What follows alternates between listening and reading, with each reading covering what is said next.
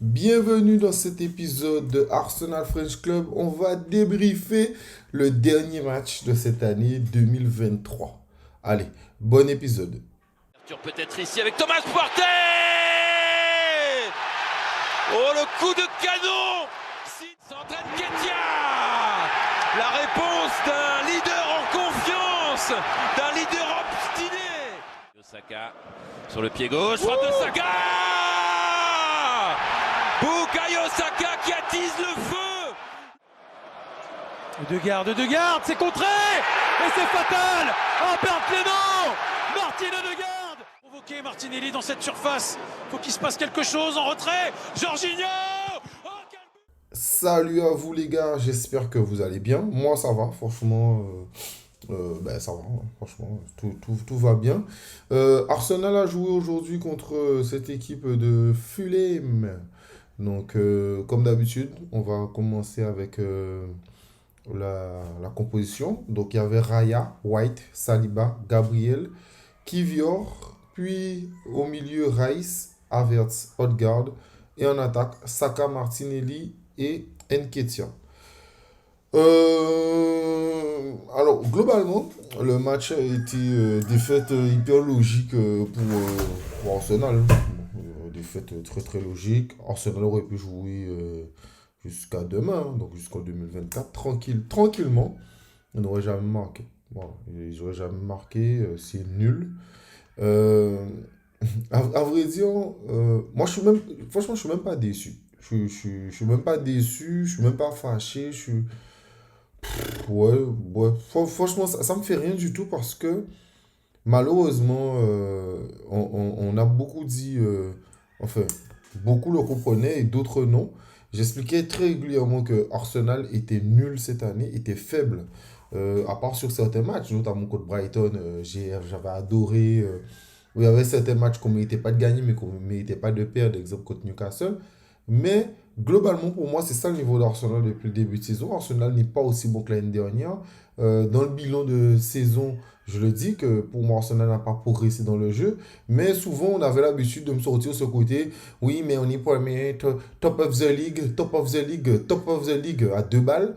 Oui, on est premier de notre groupe Ligue des Champions, comme si le groupe était le plus relevé au monde, alors que pas du tout. Mais bon, voilà. Donc, là, au moins, l'avantage, c'est que ceux qui sont honnêtes avec eux-mêmes, moi je l'ai dit depuis le début de saison, Tottenham joue super bien. Alors, ils ont eu la blessure de Madison, donc ça a fait ils ont descendu un peu en régime. Mais grosso modo, malgré leur baisse de forme, ils sont quand même à un point d'Arsenal. Puis, Aston Villa, Emery, avec moins de moyens et des joueurs moins talentueux, fait beaucoup mieux que nous. Mais bon, quand on est honnête et on regarde les autres équipes, on voit que ça bosse mieux que nous. Mais donc souvent, je disais que ben, ça allait pas, que ça fonctionnait pas, que quand on gagnait, c'était ça, mais on se faisait chier, qu'on maîtrisait pas nos matchs, que c'était pas du tout ça. Mais bon, notamment, j'avais eu un débat avec un abonné, il va se reconnaître, qui m'a même mis un commentaire me disant que je haïssais Arteta. Alors moi, je hais personne encore. Franchement, je trouve très fort de dire qu'on hait les gens. Enfin bref, non. J'essaye tant bien que mal d'être pragmatique et de dire ce que je pense et ce que je vois tout simplement. Même si on peut aimer une personne, c'est pas parce qu'on aime une personne que pour autant, voilà. Euh, Là, on va parler du match. Donc, franchement... Ouais, comme je disais, on aurait pu jouer jusqu'à demain, ça n'aurait rien changé. J'ai noté quelques actions, notamment en première mi-temps. La seconde mi-temps, c'était... voilà. Mais déjà, il y avait déjà une première alerte, alors que donc Arsenal marque. Donc Martinelli rentre, il frappe, ça rebondit sur... enfin, Leno ne capte pas le ballon, Saka du pied droit, ça rebondit, lui-même ne s'attend pas, bon, ça rentre, tant mieux, etc. Arsenal commence bien le match. Sauf qu'Arsenal fait du Arsenal. Depuis le début de saison, on n'est pas très très bon, on n'est pas très très fort, on n'est pas très dominateur. Donc, il se laisse dominer par cette équipe de Fulham. Et il y a déjà une vraie première alerte avec une super contre-attaque qui se termine par une frappe de Jiménez en face de la surface. Donc, et Raya arrive à faire un arrêt. Voilà. Ensuite, puis il y a Iwobi qui fait un super beau travail sur le côté droit, qui fait un centre pour Willian. Willian qui prend le ballon et fait un enroulé, ça passe pas loin de la cage. Et je me dis, oulala, c'est pas mal. Franchement, c'est pas mal ce que les gars proposent. Puis, contre-attaque rapide à nouveau, mais la Jiménez met le but. Raya, pas d'arrêt. Bon, c'est pas grave, il a l'habitude. Euh, un autre truc aussi, à la 35e, j'en parlerai plus profondément de lui, mais à la 35e, moi j'ai adoré Kai Havertz qui prenne le ballon. Donc il y a une contre-attaque à Arsenal. Le mec est tout seul, quoi. Le mec est tout seul, il doit continuer et il attend quelqu'un pour venir l'aider. Donc qu'est-ce qu'il fait? Au lieu d'essayer de créer la différence tout seul, de créer le danger, non, non. Il est là et met le pied sur le ballon. Donc Fulham remet sa défense en place. Arsenal monte, mais il est déjà trop tard. On nous prend le ballon. Finalement, les gars font une contre-attaque, mais bon, ça mène à rien. Donc nous-mêmes, on récupère le ballon. Mais voilà, ça c'est Kai Havertz pendant le match. Puis, à 42e, Martinelli, une frappe, voilà, non cadrée, comme d'habitude. Voilà, bon. D'ailleurs, c'est le seul moment où Arsenal a fait une action. Quand je dis une action, c'est-à-dire qu'une action fluide. C'est à 42e. C'est l'action à mode Arsenal. Petite passe, qui mène à Martinelli, qui frappe. Et bon, quand il frappe, il voit qu'il a fait de la merde encore, donc il se couche par terre en disant oh là là là là. Bon, fait bref. Les gars ne sont pas capables de cadrer des ballons pendant. Depuis le début de saison, quoi. Depuis le début de saison, il faut que frapper. Il n'y a pas un qui se dit, bon, avant de frapper fort, je vais quand même essayer de cadrer, de placer la balle. Voilà, le B à bas. Mais non. Donc, parlons rapidement de chaque personne dans ce match. Donc, Raya, j'ai fait le bilan et je l'ai dit aussi pour Liverpool. On m'a dit oui, mais Axel, la personne va se reconnaître. Donc, il m'a dit oui, Axel, ouais, mais pour Liverpool, tu ne peux pas condamner Raya. Tu ne peux pas dire que il fait pas d'arrêt, etc. Nanani, c'est pas sa faute. Mais, mais moi, c'est ça mon problème. C'est-à-dire que si tu mets un gardien qui doit faire passer un step à cette équipe, il doit sortir des grands arrêts à un moment. Il y a bien un jour que les autres peuvent être en difficulté et que lui, il peut faire un grand match. Donc lui, il doit jamais faire de grand match. Le mec, il a 28 ans. On le fout là alors que l'équipe jouait Top of the League, le vrai Top of the League la saison dernière, au même moment. Et lui, il n'est pas foutu de faire un arrêt, notamment sur le deuxième but. Alors, ça rebondit sur, comment ça s'appelle Rice. Ensuite, par coup de chance, ça va sur Tomiyasu sur son dos. Mais le gars, alors il peut prendre le but. Mais s'il sort plus vite, peut-être qu'il peut essayer d'empêcher ça. En tant que gardien, en corner, t'as pas envie de sortir, t'as pas envie de dominer, t'as pas envie de montrer que tu as du caractère. Montre que tu as du caractère dans ta surface. Sors plus tôt. Donc voilà, c'est pareil. Même sur la contre-attaque. S'il coupe le ballon, peut-être que ça peut essayer de faire quelque chose. En plus, il y a aussi une frappe, ben, il saute bien, mais ça frappe le montant. Elle aurait pu rentrer. Sur un coup franc. Donc Raya, franchement, nul. Nul. Donc voilà. Enfin bref, il n'apporte pas grand-chose. Puis White, ben, comme j'ai dit dans le bilan, hein, White, c'est pas très très bon cette année. Très déçu, je sais pas qu'est-ce qui se passe dans sa vie, mais bon, très déçu de White. Il y a des matchs qu'il a fait, c'était bon, mais là, franchement, le match aujourd'hui, il était. C'était pas du tout ça. C'est pas du tout ça, donc voilà. Puis Saliba Gabriel, on va parler des deux en même temps. C'était pas leur meilleur match. C'était pas du tout leur meilleur match. Gabriel, j'ai senti un peu sous tension.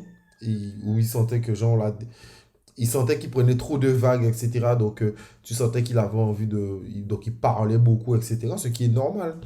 Mais c'était pas leur meilleur match. Ils ont beaucoup subi, c'est normal. Euh, Tous les deux, ils ont été en difficulté, mais bon, ils ont essayé de faire ce qu'ils pouvaient. Je peux pas leur en vouloir, parce que s'il y a bien des gens qui font une très bonne saison depuis le début de saison, c'est bien la paire Saliba-Gabriel. Donc voilà, aujourd'hui, c'était pas trop leur jour, c'était pas catastrophique, mais c'était pas des grands. C'est pas un grand jour en tout cas. Puis Kivior, arrière gauche, c'est compliqué. Arrière gauche, c'est compliqué. Manque de vitesse, manque de mobilité. Enfin bref, tout ce que j'ai dit la dernière fois. Donc voilà, Tommy a su rentrer en seconde mi-temps. C'était un peu mieux, mais bon, voilà. Après, il sort de blessure, donc on va pas Faut en parler. Rice, il a été au four et au moulin, il a essayé de tout faire, il a essayé de faire beaucoup de choses. Déçu une action de lui. À un moment, il se retrouve face à la surface et il frappe pas. Il fait ce petit centre-là à Martinelli qui mène à rien du tout sur le côté gauche alors qu'il est devant la surface. Frappe, frère. Frappe, frappe, frappe, frappe. Les gars apprenaient à frapper. Donc voilà, ça c'était pas agaçant, mais sinon, globalement, Rice a fait ce qu'il avait à faire, quoi. Donc après, bon. Odegaard, franchement, je sais même pas quoi dire. Ouais, des petites passes, des petits trucs vite fait, etc. Mais bon, franchement, on sent que là, aujourd'hui, Arsenal, là, les résultats ne suivent pas. Et c'est là qu'il manque Chaka. Voilà. C'est là qu'il manque un vrai capitaine qui est capable de remobiliser les troupes. Et là, ouais. Je sais pas si, en fait, en fait, je vois pas Odegaard, en tout cas, capable de le faire en ce moment. Je sais pas, trop tendre, trop gentil. Enfin, je sais pas comment il parle à ses coéquipiers, mais en tout cas, c'est pas ouais, en ce moment, je précise, au cas où, en ce moment, c'est pas du tout un capitaine. Donc, voilà. Je trouve qu'il subit plus que il arrive à remobiliser les troupes et faire ce qu'il faut faire. Havertz, parlons du cas Havertz. Nul. Franchement, son match est nul, hein. Il est mauvais. Beaucoup de contre-attaques où il a des contre-attaques et il donne trop tôt le ballon, ou il donne le ballon tout de suite, ou il donne le ballon pour pas l'avoir. J'ai une action en tête, un moment où Odegaard accélère, il lui donne le ballon, il redonne tout de suite le ballon à Odegaard. Qui Odegaard mais, ne sait pas quoi faire avec le ballon, donc il redonne tout de suite en arrière à Rice. Mais je me dis, mais frère, on t'a donné le ballon, on fait quelque chose avec. Non, rien du tout. Rien du tout. Donc des contre-attaques inutiles. Un joueur inutile. Voilà, voilà c'est le Havertz du début. Allez, deux, trois petits trucs intéressants, mais c'est pas du tout ça. C'est comme je le disais encore dans le bilan, il est pas du tout. C'est pas un joueur qui fait passer un step. Je suis désolé. D'ailleurs, tout le monde parle du fait que Arsenal s'intéresse à. Pas dire de bêtises là. Le joueur de Fulham là, le Brésilien. Alors, je vais trouver son nom tout de suite. Euh, à Palina. Ben, Palina, Palina, déjà, ça c'était 100 fois mieux, déjà, face à nous que Havertz. Déjà, rien que ça. Puis, Saka. Bon, ben, Saka, voilà, il a marqué son but, mais sinon, c'est nul. Il n'y a pas de combinaison. Ben White et lui sont en perdition. Voilà, c'est pas du tout intéressant. En plus, à un moment, il a un centre. Il faut un centre. Le défenseur de Fulham le touche de la tête. Le gars, il est tout seul, sur son pied gauche. Il a fait un tir en, en rugby, essai, ça c'est sûr. Mais en football, ça fonctionne pas et ça n'a pas du tout fonctionné. Donc voilà, il n'était pas là. Mais bon, c'est pas grave. Il va quand même jouer de toutes les manières. Saka, c'est le joueur qui peut être le plus à chier possible depuis le début de saison. Mais il va quand même jouer. Donc voilà. Et c'est d'ailleurs tout l'état d'esprit de toute cette équipe, notamment des titulaires, qui mais ils savent que même s'ils sont nuls, ils vont quand même jouer. Donc Nelson aurait pu rentrer là aujourd'hui. Il est rentré. Mais Nelson aurait pu rentrer, marquer 6 buts, faire gagner Arsenal. Le prochain match, Saka joue quand même. Donc Saka est à l'image de sa saison, mauvais.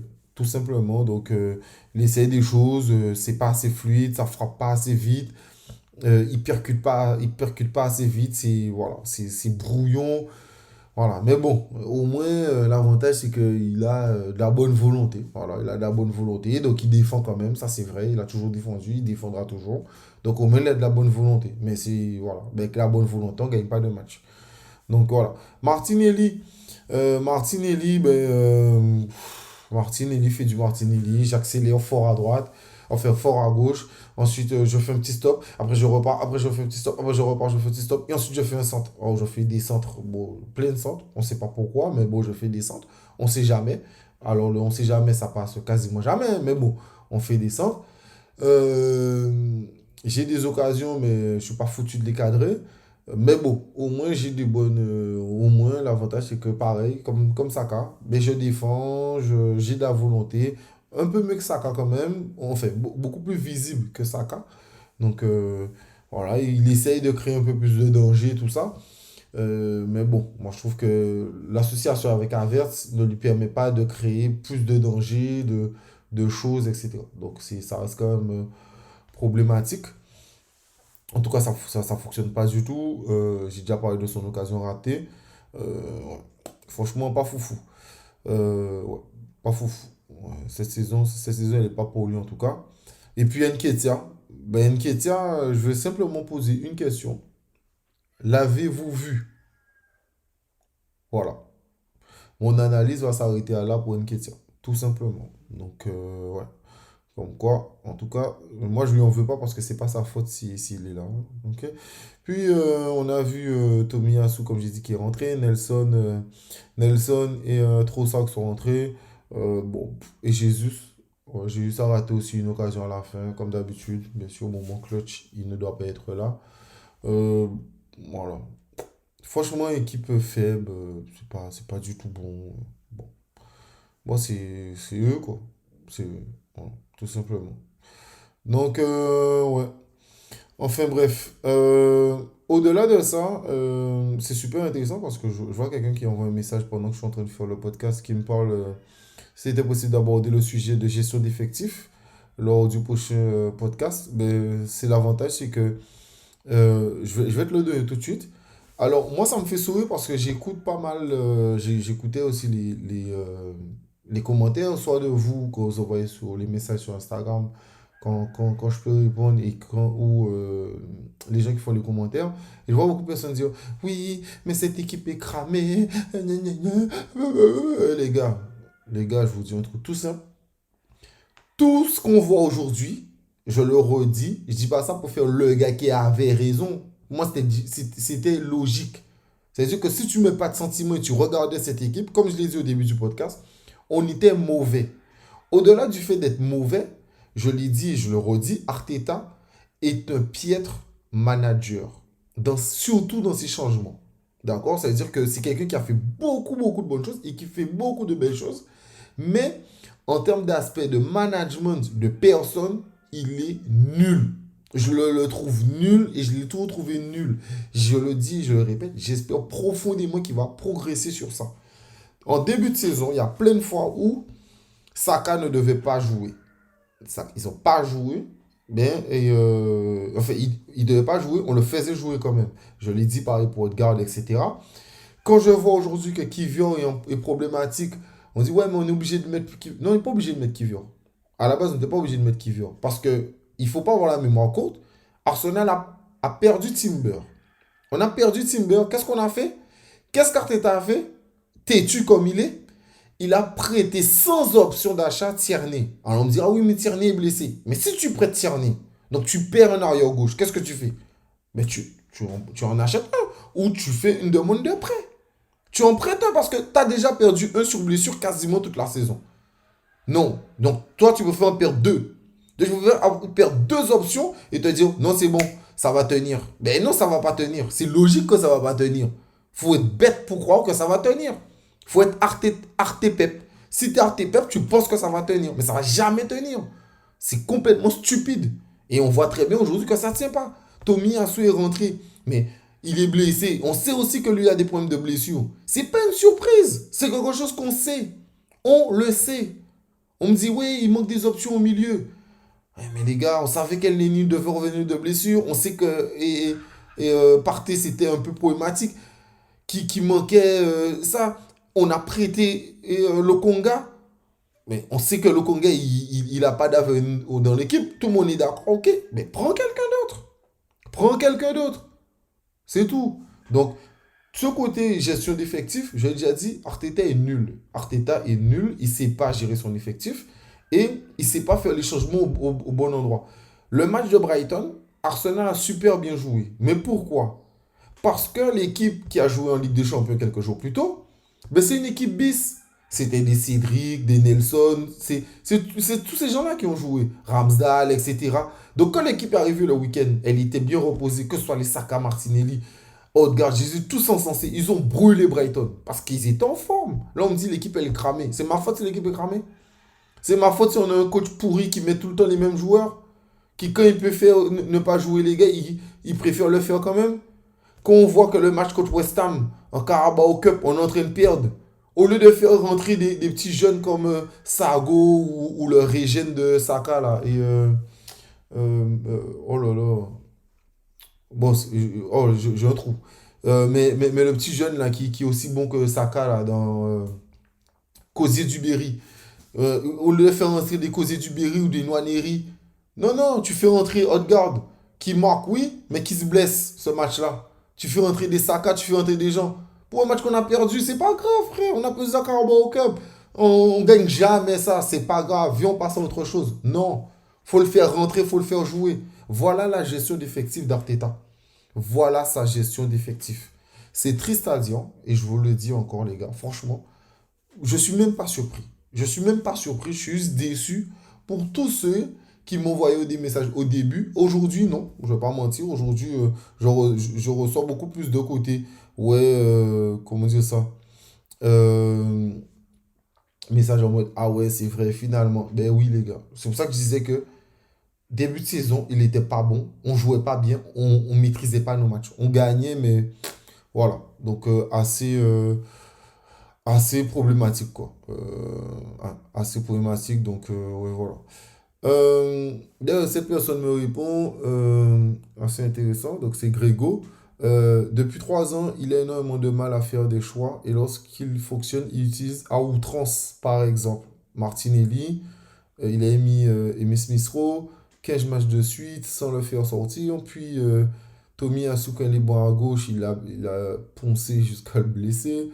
Trossard a joué 20 matchs de suite l'année dernière avant que ça recommence à tourner. Fabio Vieira fait 2 bonnes entrées, puis il a fait entrer titulaire. Il ne sollicite jamais les joueurs dans un turnover. Euh, ouais.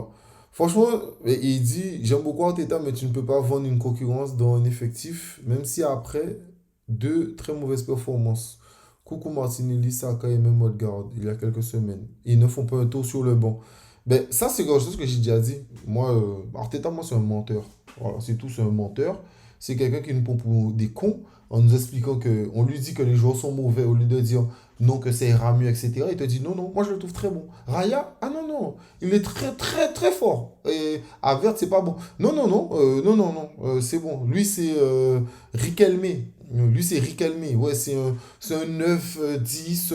Voilà. Parce que dans tout ce qu'il dit là, moi je suis totalement d'accord de ce côté gestion d'effectifs, etc. Mais aussi, même ce débat aussi, parfois, hier je regardais Bergkamp, ça me remémorait des images que j'ai vues en live. Et franchement, quel joueur, quoi. Quel joueur. Quel joueur. Donc, quand j'ai vu des joueurs comme ça à Arsenal que j'ai aimé, que j'ai vraiment adoré, hein, que j'aime, et quand je vois qu'aujourd'hui, certains fans me parlent de Havertz, ouais, mais tu vois, il doit être dans telle condition, de nanani, tu vois que si Thalès et Pythagore font que, puis, hé les gars, faut arrêter. Faut arrêter. Oui, bien sûr, il y a une question de condition, mais une question de volonté aussi pour certains joueurs. Là, je parle vraiment d'Havertz par rapport à Bergkamp, parce que c'est à peu près le même type de joueur, et c'est souvent sur lui, mais bon, là, ce match, on ne va pas dire que c'est à cause d'Havertz. Bon, on ne gagne pas non plus à cause de lui, mais on ne perd pas à cause de lui. Enfin, bref. Mais simplement pour dire que, pour revenir sur le sujet de la gestion d'effectifs, oui, Arteta, c'est toujours pareil. C'est, j'utilise les mêmes joueurs. Quand ça ne fonctionne pas, je change. Nanani, etc. Sauf que, c'est quelque chose que je dis tout le temps. Pour maintenir un effectif concerné et des gens concernés toute l'année, qu'est-ce que tu dois faire? Tu dois faire du turnover à la Pep Guardiola. Pep, il gagne pour ça. C'est tout. Parce que, oui, Pep, il était en mi-forme, mais Pep, il n'est pas loin. Son équipe n'est qu'à 3 points. Donc, ça se passe bien. Et on a très bien vu la saison dernière, ils étaient en retard. Ils ont rattrapé leur retard. Ce sont des gagnants. Ce sont des gens qui aiment. C'est quelqu'un qui aime gagner. Donc, et ça, c'est même logique. Même nous-mêmes, dans nos entreprises, quand on travaille, on est obligé de se sentir concerné. Tu ne te sens pas concerné, ben, tu ne viens pas au travail. C'est hyper problématique, etc. Donc voilà, j'ai essayé d'aborder pas mal de petits points pour ce dernier épisode de cette année. Donc voilà. Et puis Vince qui envoie un message, une purge ce match. Donc ouais. Ouais, c'est vrai. Une vraie purge, mais bon, au moins, il fallait le voir. Tant mieux, comme ça, les fans qui me parlaient de Top of the League, ils vont arrêter de me saouler. Ils vont peut-être commencer à se concentrer sur les matchs, voilà, regarder les matchs. Et puis coucou à mon petit frérot Randy qui va faire bientôt un podcast sur les supporters qui regardent les matchs, qui regardent les résultats, voilà, qui ne parlent que de résultats. Mais ils oublient que nous, on regarde les matchs, comme on dit. Enfin bref, merci à vous. N'hésitez pas bien sûr à commenter. Je serai là. Je vais répondre aux commentaires dès que je peux. Sinon, sur ce, ça a été quand même une très belle année, notamment sur le podcast, etc. Tout ça. J'en fais moins. Là, je peux faire, donc j'ai fait, mais j'en fais moins. Avant, je faisais tous les podcasts. Donc voilà, mais merci à vous quand même de suivre. Ça progresse, ça se passe. Les écoutes sont bonnes. Le dernier podcast ouais, a fait 5 écoutes de plus que d'habitude. Donc ça, c'était bien sur le tirage de Ligue des Champions. Donc ça, c'était top. Et puis voilà, merci à vous. Bonne année. Prenez soin de vous quand même. On se donne quand même du love parce que nous sommes des Gunners. On aime quand même tous la même équipe. Donc voilà, beaucoup d'amour pour vous tous. Et puis voilà, prenez soin de vous. Ciao, ciao les gars. Et puis voilà, c'est Bosco.